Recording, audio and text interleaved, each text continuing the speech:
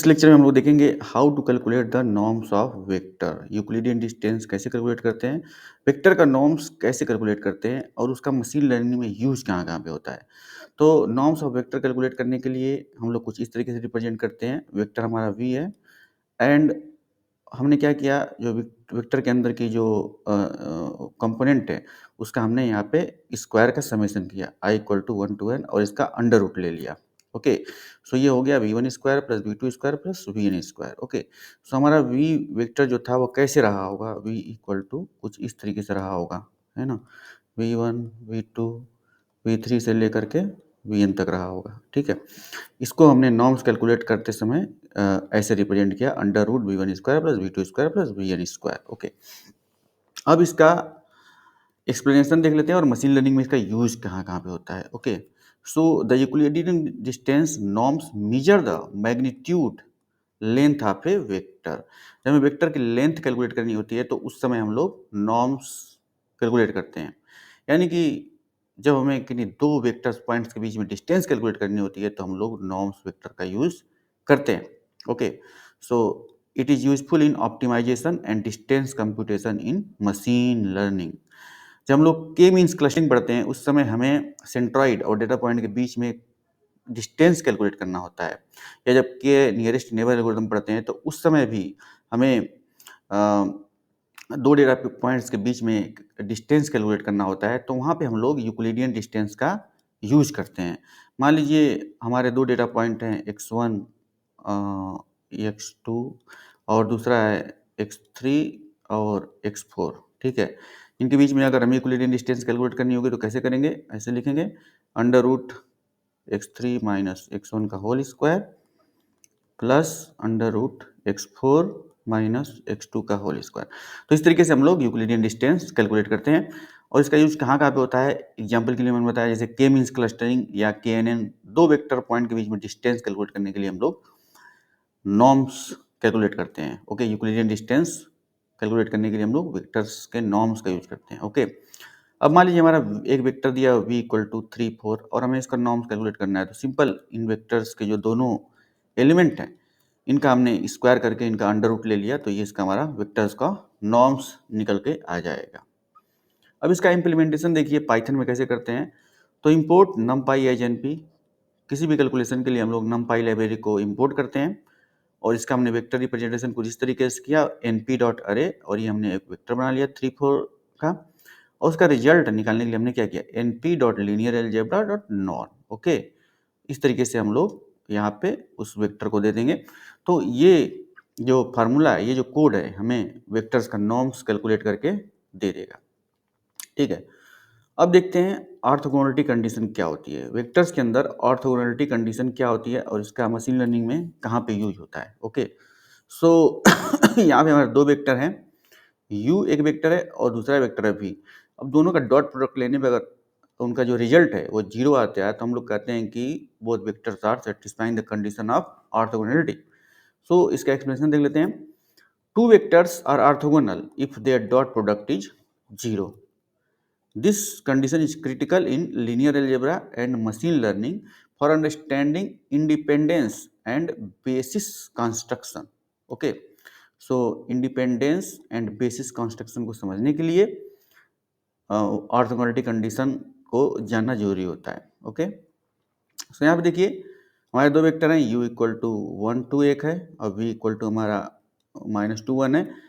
इन दोनों को मैंने मल्टीप्लाई किया, कैसे मल्टीप्लाई किया, 1 का -2 में किया और 2 का इसे 1 में किया। ठीक है, तो इन दोनों का मैंने समेशन कर दिया, यहाँ पे एडिशन कर दिया, तो एडिशन करने के बाद इसका रिजल्ट आया 0। Okay, this means both vectors are satisfying the condition of orthogonality. Okay, इसका इम्प्लीमेंटेशन देखिए, इम्पोर्ट numpy एज np, पहला वेक्टर बनाया हमने, यहाँ पे दूसरा वेक्टर बना लेंगे।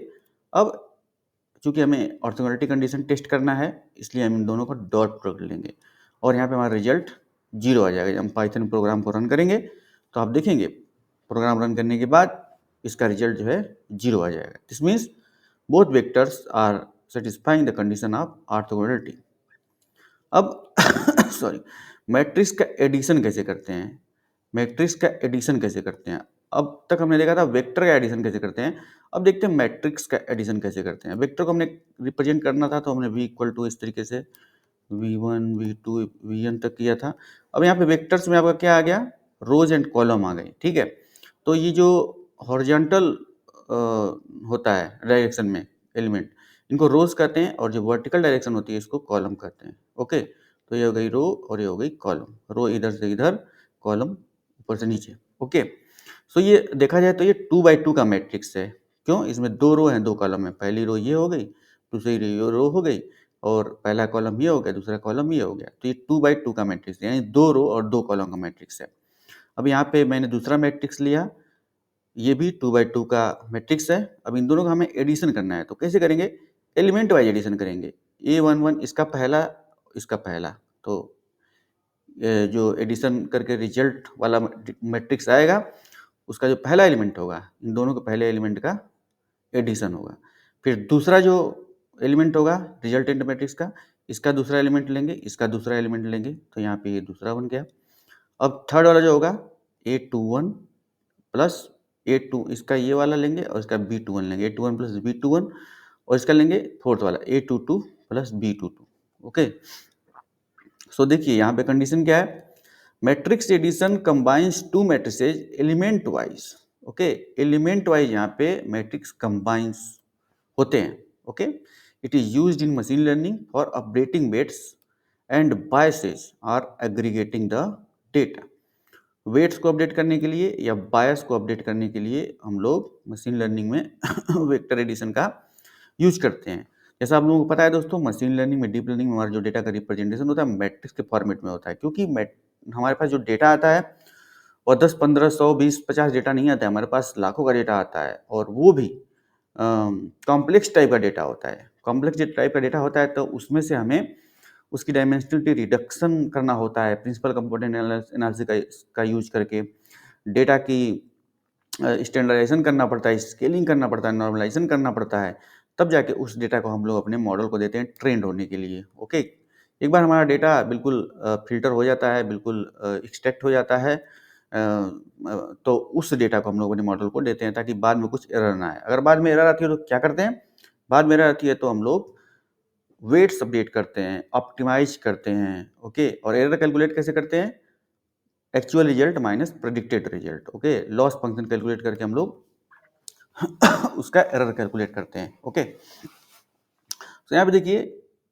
एक मैट्रिक्स है आपका A1 2 3 4, ये भी 2x2 का मैट्रिक्स है, और दूसरा है आपका B5 6 7 8, ये भी 2x2 का मैट्रिक्स है। अब इन दोनों को हमें एडिशन करना है, तो कैसे करेंगे, 1 + 5 2 + 6, यानी कि 1 + 5 6, 2 + 6 8, एंड 3 + 7 10 हो गया यहाँ पे, एंड 4 + 8 क्या हो गया, 12 हो गया। ठीक है, इस तरीके से हम लोग मैट्रिक्स का एडिशन करते हैं। ओके, अब इसका इम्प्लीमेंटेशन देख लीजिए पाइथन में कैसे होगा। तो इंपोर्ट numpy, numpy लाइब्रेरी को इंपोर्ट करेंगे, यहाँ पे इंपोर्ट numpy एज np, और हमारा पहला मैट्रिक्स है np डॉट अरे 2x2 का मैट्रिक्स यहाँ पे मैंने बना लिया, और दूसरा मैट्रिक्स np डॉट अरे मैंने 2x2 का यहाँ पे मैट्रिक्स एक और बना लिया, इन दोनों को मैंने ऐड कर दिया। Okay, so by doing this code, by writing this code, we can do the addition of two matrices. Okay, अब मैट्रिक्स स्केलर मल्टीप्लिकेशन ये कैसे होता है, जैसे हमने वेक्टर में स्केलर मल्टीप्लिकेशन किया था, वैसे ही सेम मैट्रिक्स में भी स्केलर मल्टीप्लिकेशन होता है। जैसे हमने वेक्टर में जब किया था तो अल्फा भी किया था, अल्फा यहाँ पे क्या है, स्केलर है, और वी वहाँ पे वेक्टर था, लेकिन यहाँ पे ये मैट्रिक्स है। सो मैट्रिक्स में देखिए डायमेंशनलिटी है 2x2 का ये मैट्रिक्स है। ओके, सो यहाँ पे हम लोग अल्फा का हर एक एलिमेंट में मल्टीप्लाई करेंगे, यानी कि अल्फा A11 अल्फा A12, फिर अल्फा का 2 1 में मल्टीप्लाई कर दिया, उसी तरीके से अल्फा का 2 2 में मल्टीप्लाई कर दिया। ठीक है, ये बहुत ही सिंपल है, ये जानना बहुत जरूरी है, क्योंकि इनका मशीन लर्निंग में, डीप लर्निंग में यूज होता है मैट्रिक्स का। यहाँ तक कि डेटा जो रिप्रेजेंटेशन होता है मैट्रिक्स से ही फॉर्मेट में होता है। So why we do scalar multiplication in matrix, because scaling a matrix by scalar is useful in machine learning for adjusting learning rate और normalization। learning rate एक कॉन्सेप्ट आता है दोस्तों, जब हम लोग वेट को अपडेट करते हैं, W बराबर W माइनस नीटा, और here we will take gradients of loss function, ठीक है। जब हम लोग ऑप्टिमाइजेशन करते हैं, बैक प्रोपोगेशन करते हैं, तो हमें ये कैलकुलेशन करना पड़ता है to update the weight of our model, okay, to update the weight of our model, okay. So यहाँ पे हम लोग इस तरीके से ग्रेडियंट लेते हैं। सो इसका एक एग्जांपल देखिए, अल्फा इक्वल टू 2, स्केलर हमारा 2 दिया है और हमारा मैट्रिक्स ए दिया है, इन दोनों का मल्टीप्लाई कर देंगे। कैसे करेंगे? अल्फा इंटू ए, तो इस दो का हर एक एलिमेंट में मल्टीप्लाई हो जाएगा, यानी कि 2 इंटू 1 ये 2 आ गया, 2 इंटू 2 ये 4 आ गया, 2 इंटू 3 ये 6 आ गया, एंड 2 इंटू 4 ये क्या आ गया? 8 आ गया। इस तरीके से हमने मैट्रिक्स के अंदर स्केलर का मल्टीप्लिकेशन कैसे करते हैं इसको हमने देखा, और इसका यूज कहाँ पे होता है? इन एडजस्टिंग द लर्निंग रेट। और लर्निंग रेट ये बताता है कि हमारा मॉडल किस रेट से डेटा से सीख रहा है। लर्निंग रेट को रिप्रेजेंट करने के लिए, जैसे मान लो 0.01 दे दिया, इसकी वैल्यू 0.001 दे दिया, इसकी वैल्यू काफ़ी छोटी होती है, ओके। अब इसका इम्प्लीमेंटेशन देख लेते हैं दोस्तों।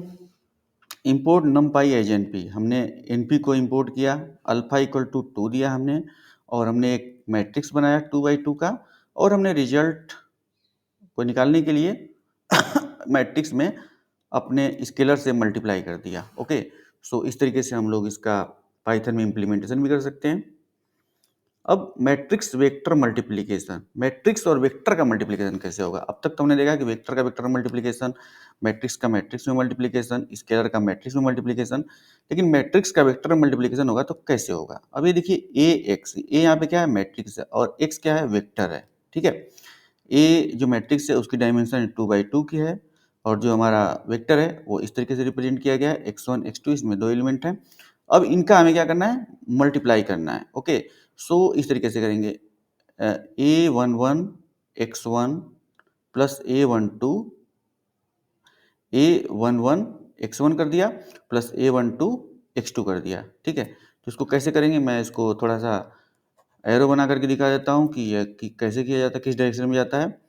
तो ऐसे इसको करते हैं, और मान लो मैट्रिक्स का, और इसको ऐसे, ओके। सो A11 यानी पहले एलिमेंट का इसके पहले एलिमेंट से मल्टीप्लाई कर दिया, और A12 का इसके दूसरे एलिमेंट से मल्टीप्लाई कर दिया। इस तरीके से ये जो दूसरी रो है, यहाँ पे A21 का x1 मल्टीप्लाई कर देंगे, A22 का x2 मल्टीप्लाई कर देंगे। तो इस तरीके से हमारा मैट्रिक्स और वेक्टर का किस तरीके से मल्टीप्लिकेशन करते हैं यहाँ पे आपको दिख जाएगा, ओके। अब इसका एक्सप्लेनेशन कर लेते हैं, why we use matrix vector multiplication. So matrix vector multiplication transform a vector using a linear transformation defined by matrix, okay. It is fundamental in machine learning for applying weights to its input, okay। So machine learning में input को wait apply करने के लिए matrix vector multiplication का हम लोग use करते हैं, ठीक है दोस्तों। जैसे कि हमारे जो मशीन लर्निंग या डीप लर्निंग के जो मॉडल होते हैं, जो यूज मॉडल होते हैं, उनमें लेयर्स होती हैं, ठीक है। जैसे कि इनपुट लेयर, ये इनपुट लेयर, और ये हिडन लेयर, ये आउटपुट लेयर, और इनमें जो न्यूरॉन होते हैं वो आपस में एक दूसरे से कनेक्टेड होते हैं। हर एक पिछली लेयर का न्यूरॉन हर एक अगली लेयर के न्यूरॉन से कनेक्टेड होता है, ओके। और यहाँ पे जो कनेक्शन होता है इसे हम लोग वेट करते हैं, और हिडन लेयर में हमारा बायस होता है। यहीं पे हम लोग एक्टिवेशन फंक्शन असाइन करते हैं। एक्टिवेशन फंक्शन हमें ये बताता है कि कौन सा न्यूरॉन एक्टिव होगा, कौन सा न्यूरॉन एक्टिव नहीं होगा, ओके। ये मैं थोड़ा एडवांस लेवल का बता रहा हूँ ताकि आपको पता लग जाए कि मैट्रिक्स वेक्टर मल्टीप्लिकेशन का इम्प्लीमेंटेशन कैसे किया जाता है। अच्छा, तो यहाँ पे देखिए A इक्वल टू 1 2 3 4 ये हमारा एक मैट्रिक्स है, एंड ये हमारा वेक्टर है। इन दोनों को मल्टीप्लाई कैसे करना है? ऐसे और ऐसे, ठीक है। तो A का 5 में किया, प्लस 2 का 6 में किया, यानी 1 इंटू 5 प्लस 2 इंटू 6 कितना हो गया? 17। वैसे ही 3 का 5 में किया, 3 इंटू 5 प्लस 4 इंटू 6, ओके। तो 15 प्लस 24 कितना हो गया? 39। तो इस तरीके से हमने मैट्रिक्स वेक्टर मल्टीप्लिकेशन कैसे करते हैं, इसका यूज मशीन लर्निंग में कहाँ कहाँ पे होता है, इसको हमने देखा। अब इसका सिंपल सा पाइथन में इम्प्लीमेंटेशन देख लीजिए। नमपाई को हम यहाँ पे इंपोर्ट करेंगे, कोई भी कैलकुलेशन करने के लिए आपको क्या करना है कि numpy को इंपोर्ट करना है। And now we will create a matrix here using np.array function, and we will create a vector using np.array function. Now we will multiply both vector and matrix by using this code np.a comma x। इस तरीके से हम लोग matrix vector multiplication कर सकते हैं। अब matrix का मल्टीप्लिकेशन कैसे करेंगे? अभी तक हमने देखा मैट्रिक्स एंड वेक्टर का मल्टीप्लिकेशन कैसे करेंगे। अब देखेंगे मैट्रिक्स और मैट्रिक्स, दो मैट्रिक्स होंगे तो उनका मल्टीप्लिकेशन कैसे करेंगे और उनका यूज कहाँ पे होगा मशीन लर्निंग में, ठीक है। तो हमारा देखिए सी एक रिजल्टेंट मैट्रिक्स है और ए हमारा पहला मैट्रिक्स है, बी हमारा दूसरा मैट्रिक्स है। Okay, so C of I J equal to K equal to 1 to 1 to n sigma K equal to 1 to n A I K and B के जे। इस तरीके से इसका जनरलाइजेशन एक फार्मूला है। अब इसका जब न्यूमेरिकल करेंगे तो आपको इसको समझ में आ जाएगा, ये समझ में आ जाएगा आपको। So matrix multiplication combine two matrices. So matrix multiplication दो मैट्रिक्स को कंबाइन करने के लिए यूज किया जाता है। Producing a matrix that represent the composition of linear transformation of both the matrix. Okay, it is use in machine learning for layer operation in neural network. तो मैंने क्या बताया था अभी, इससे पहले मैंने बताया था कि हमारे जो डीप लर्निंग का जो मॉडल का स्ट्रक्चर होता है कुछ इस तरीके से होता है। Input layer, hidden layer and output layer होता है उसमें। ओके, हर एक न्यूरॉन अगली लेयर के हर एक न्यूरॉन से बिल्कुल क्रिस्टल स्ट्रक्चर के साथ कनेक्टेड होता है। और आप लोगों को ये पता है दोस्तों कि मशीन लर्निंग में न्यूरल नेटवर्क जो होते हैं हमारे माइंड को मिमिक करके बनाए जाते हैं, हमारे माइंड को कॉपी करके बनाया जाता है, रेप्लिकेट करके बनाया जाता है। जिस तरीके से हमारा माइंड का फंक्शन होता है, हमारे माइंड में information layer by layer transform करती हैं, लेयर बाय लेयर प्रोसेस करती हैं, वही सेम कॉन्सेप्ट उठा करके इस डीप लर्निंग के न्यूरल नेटवर्क को दे दिया गया है। ओके, ताकि कोई भी इंफॉर्मेशन मिस ना हो। ओके, इसीलिए यहाँ पे आर्टिफिशियल इंटेलिजेंस मतलब ह्यूमन के इंटेलिजेंस को आर्टिफिशियल बनाया गया है using the technology machine learning and deep learning by training them huge amount of data. And B जो हमारा मैट्रिक्स है ये भी हमारा 2x2 का मैट्रिक्स है। और ए और बी को जब हमने यहाँ पे मल्टीप्लाई किया तो कैसे किया मैंने मल्टीप्लाई, अब देखिए सेम रूल यहाँ पे भी चलेगा। यहाँ पे ये रो और ये कॉलम। ओके, सो यहाँ पे देखिए 1 into 5 प्लस 2 into 7, ठीक है। 1 into 5 प्लस 2 into 7 यानी 5 प्लस 14 19 आ गया। ठीक उसी तरीके से 1 into 6 प्लस 2 into 8 22 आ गया। 1 into 6 कितना हुआ 6 और 2 into 8 कितना हो गया 16। 16 प्लस 6 22। अब इसका ये वाला रो उठाइए 3 4 यानी कि 3 into 5 प्लस 4 into 7 यानी कि 15 प्लस 28 कितना आ गया 43। उसी तरीके से अब इसका ये रो और फिर का ये कॉलम ले जाइए तो 3 into 6 प्लस 4 into 8 कितना हो गया 50। इस तरीके से हम लोग दो मैट्रिक्स का मल्टीप्लिकेशन कैसे करेंगे और इसका मशीन लर्निंग में यूज कैसे करेंगे इसको हमने देखा। सो अब थोड़ा सा कोडिंग के माध्यम से भी इसको कैसे करते हैं इसको देख लेते हैं। सो हम लोग numpy को इंपोर्ट करेंगे यहाँ पे और a equal to N P dot array ये पहला मैट्रिक्स है, b equal to N P dot array ये दूसरा मैट्रिक्स है हमारा, और इन दोनों का हमें डॉट प्रोडक्ट करना है। तो हमने N P dot dot A B यानी जैसे हम लोग वेक्टर का डॉट प्रोडक्ट कर रहे थे वैसे ही सेम यहाँ पे मैट्रिक्स का भी डॉट प्रोडक्ट करना है। बस यहाँ पे देखिए किस तरीके से ये इसका रोज लेंगे और इसका कॉलम लेंगे, इस तरीके से आप आसानी से मल्टीप्लिकेशन करते हैं। सो ये जो डॉट ए बी ये जो N P dot dot A B function है ना ये भी बैकएंड में यही कैलकुलेशन करता है, लेकिन बस हम लोग ये कोड लिख के इसका रिजल्ट पा लेते हैं, इसका रिजल्ट हम देख लेते हैं, लेकिन हमें ये नहीं पता बैकएंड में क्या होता है। इसलिए मैंने आपको बताया कि बैकएंड में numpy लाइब्रेरी कैसे कैलकुलेट करती है दो मैट्रिक्स को। ओके, अब आते हैं ट्रांसपोज ऑफ मैट्रिक्स। ये बहुत ही इंपॉर्टेंट है, इसका प्रिंसिपल कंपोनेंट एनालिसिस में यूज होता है, इसका आपका लीनियर रिग्रेशन में यूज होता है, रिग्रेशन में यूज होता है ट्रांसपोज ऑफ मैट्रिक्स का। ओके, सो यहाँ पे देखिए ए ट्रांसपोज, कोई हमारा मैट्रिक्स ए है, मान लीजिए ए हमारा मैट्रिक्स है A11 A12 A21 A22, इसका ट्रांसपोज लिया हमने तो क्या किया रोज जो होती है ना वो कॉलम में चेंज हो जाती हैं। ओके, रोज जो है वो कॉलम में चेंज होती है। तो जैसे हमारा रो कौन सी है, A11 एंड A12, अब ये कॉलम में चेंज होगी तो ये A12 नीचे आ जाएगा, यानी कि ऐसे यही जो रोज हैं ये कॉलम में जो, तो A11 A12 हो जाएगा। फिर A21 A22 है तो A21 A22 ये इस तरीके से आ जाएगा। तो when we have to change our rows into column, then we use transpose of the matrix. और इसका यूज कहाँ कहाँ पे होता है, the transpose of matrix flips it over its diagonal, exchanging rows with column. It is used in machine learning for switching between data representation. Data representation के बीच में अगर स्विचिंग करना है तो हम लोग इसका यूज करते हैं, ट्रांसपोज ऑफ मैट्रिक्स का यूज करते हैं। ओके, सो यहाँ पे देखिए इसका सिंपल एग्जांपल भी दिया गया है।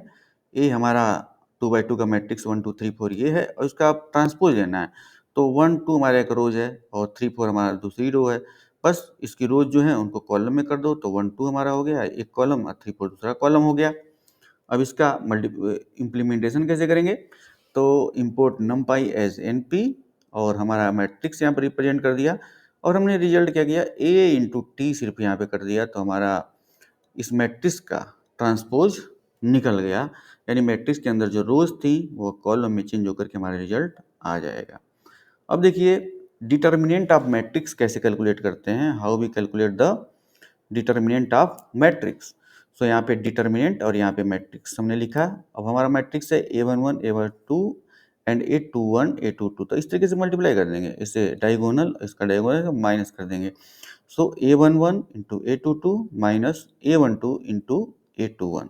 ओके, तो ये हो जाएगा आपका मैट्रिक्स का डिटर्मिनेंट कैसे कैलकुलेट करेंगे। Okay, so the determinant measure the scaling factor of transformation represented by matrix. Okay, it is used to determine matrix invertibility. Matrix के इन्वर्टिबिलिटी को डिटरमाइन करने के लिए इसका यूज किया जाता है। अब हमारा सिंपल एग्जांपल देख लीजिए, एक ये हमारा 3 8 4 6 है एग्जांपल, और डिटरमिनेंट अब कैसे निकालेंगे, 3 इंटू 6 माइनस 4 इंटू 8, यानी कि 18 माइनस 32 क्या हो गया, माइनस 14 आ गया। अब इसका पाइथन में इम्प्लीमेंटेशन देख लीजिए, इंपोर्ट numpy एज np कर दिया हमने और हमने एक मैट्रिक्स ये लिया और उसका रिजल्ट कुछ इस तरीके से हमने यहाँ पे रिजल्ट लाने के लिए मैंने यहाँ पे कोड लिख दिया। Okay, so after running this code we will get the same result here also. Okay, लेकिन numpy बैकएंड में वही सब कर रहा है जो हम लोग मैनुअल आपको बता रहे हैं। ओके, अब इनवर्स ऑफ मैट्रिक्स कैसे कैलकुलेट करेंगे ये भी बहुत इंपॉर्टेंट होता है। So A inverse is equal to 1 upon determinant of A into this representation. Okay, जहाँ पे determinant of A should not equal to zero, क्योंकि डिटर्मिनेंट ऑफ ए अगर जीरो हो जाएगा तो ये हमारी वैल्यू इनफाइनाइट हो जाएगी कि जो एग्जिस्ट ही नहीं करती है। ओके, तो determinant of A should not equal to zero here. So the inverse of 2 cross 2 matrix reverse the linear transformation it represents. It is used in solving system of linear equations. जैसे कि मान लो linear regression हो गया, उसको solve करने के लिए हम लोग इनवर्स ऑफ मैट्रिक्स कैलकुलेट करते हैं। अब हमारे मैट्रिक्स का एग्जांपल है A3 8 एंड 4 6, ये हमारा 2x2 का मैट्रिक्स है। अब डिटर्मिनेंट ऑफ ए कैलकुलेट किया हमने, तो क्या कैलकुलेट किया था अभी पिछले वाले सेक्शन में, पिछले वाले थ्योरी में, तो इसका हमने डिटर्मिनेंट कैसे कैलकुलेट किया था, 3 इंटू 6 माइनस 4 इंटू 8, तो 18 माइनस 32 क्या आया, माइनस 40 आया था। अब ए इनवर्स कैसे होगा, 1 1 by minus 14 and 6 minus 8, okay, and minus 4 3। इस तरीके से ये जो मैट्रिक्स है इसको हम लोग इस तरीके से रिप्रेजेंट करेंगे। ओके, सो इस तरीके से हमारा मैट्रिक्स का इन्वर्स कैलकुलेट हो गया। अब इसको पाइथन में इम्प्लीमेंट करना है तो सिंपल एक कोड लिख दीजिए, import numpy as np and a equal to np dot array, this is a matrix and result is np dot linear algebra inverse of a। इस तरीके से हम लोग एक मैट्रिक्स का इन्वर्स निकाल सकते हैं। ओके, अब क्रैमर रूल जो है नेक्स्ट लेक्चर में देखा जाएगा दोस्तों। तो उम्मीद करता हूँ आपको आज का लेक्चर समझ में आया होगा। सो मिलते हैं नेक्स्ट लेक्चर में। Till then keep exploring and keep learning machine learning and deep learning.